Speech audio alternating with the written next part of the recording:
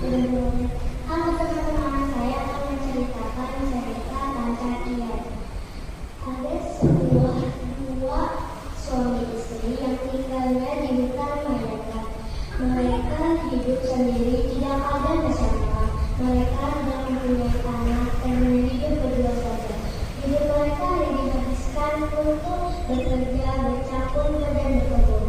Tetapi di hutan sana tidak ada peralatan seperti pakaian, gula, garam, dan mereka pun kalau butuhkan itu pasti ke kampung.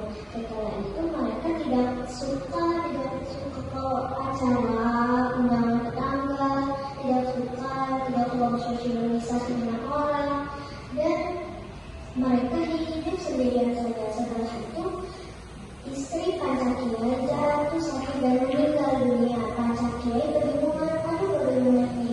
Setelah itu Pancakiyat pun merengek dan Pancakiyat tidak tahu apa. Akhirnya dia mengubur istrinya di depan pohon beringin. Setelah itu Pancakiyat pun masuk ke dalam rumahnya. Tiba-tiba ada hujan rintik-rintik. Setelah itu suara angin begitu kencang dan kilat yang begitu dahsyat. Setelah itu malam pun tiba. Pancakiyat, di mana kau? Habis itu istri Pancakiyat masuk ke dalam kamarnya. Pancakiyat dan dia pun apakah ada di dalam kelambu?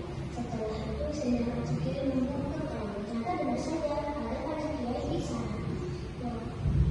Setelah itu Pancakiyat digelitiki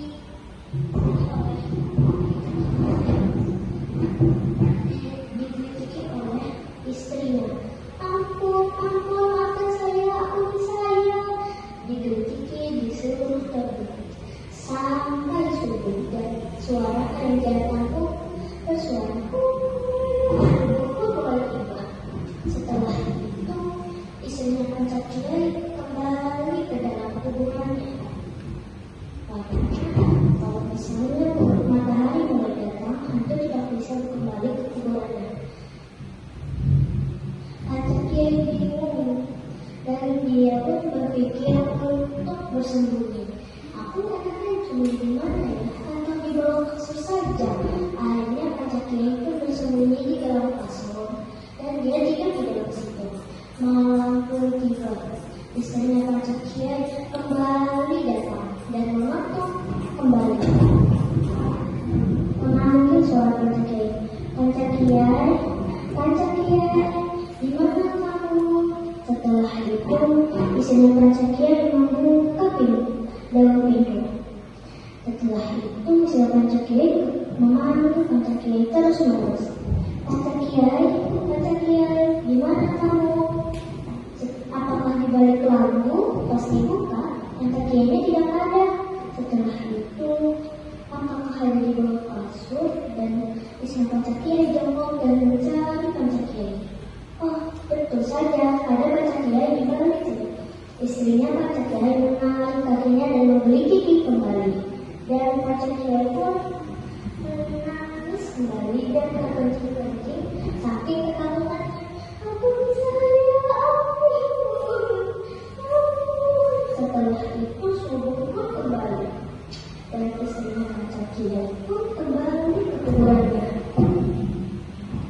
Dan Pancakiyat itu memikir kembali, anaknya aku sembunyi di mana ya?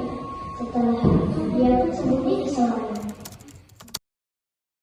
Kedatangan Pancakiyat, apakah ada di dalam selana? Pas dibuka, benar saja istrinya Pancakiyat dan istrinya menggigit Pancakiyat kembali.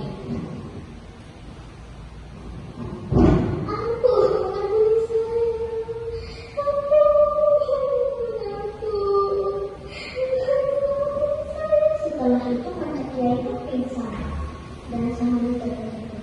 Subuh pun tiba. Istrinya Pancakiyat kembali ke kuburannya. Setelah itu paginya Pancakiyat bingung dan putus asa kehabisan akal. Tugas keluarga di keluarga kampung. Dan lalu soal ini dan diceritakannya. Dan akhirnya istri Pancakiyat